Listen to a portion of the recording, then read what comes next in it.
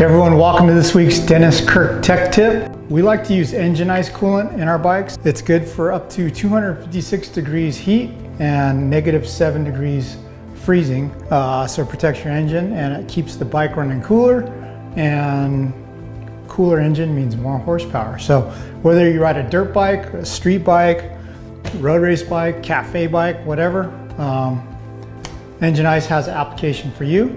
And they even have some snowmobile and watercraft coolants as well. So we're going to show you how to replace your coolant. It's pretty simple actually. All you need for this application is an 8mm socket, a container to catch the coolant in, and of course your engine ice. All right, so the first thing you want to do is remove your radiator cap because there's going to be a vapor lock in it, and this will allow the coolant to drain out with no back pressure. So, radiator cap off. So I could probably just pull the drain plug out, but I'm going to remove the little case guard here for a little bit easier access. The one good thing about engine ice is I referenced the ethylene glycol traditional antifreeze that's automotive grade.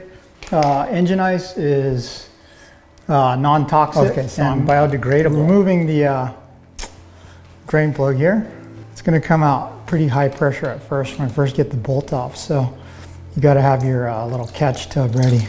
You want to try to lean your bike to the side to get every last drop out of it. Okay, so engine ice, as I said, it's biodegradable, non-toxic.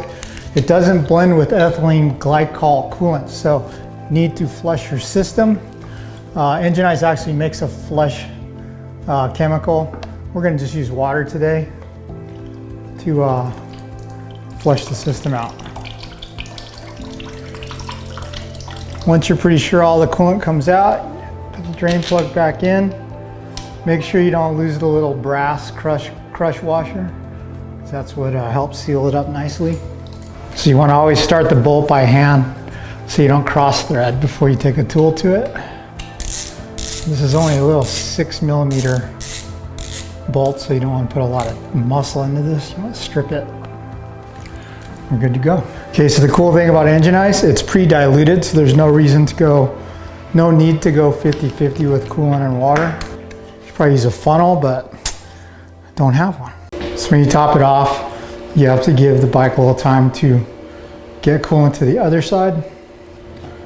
If you have two radiators like this. So it looks topped off. What we're gonna do is put the radiator cap back on, start up the bike for a sec, get the water pump going, have the coolant flow through the engine.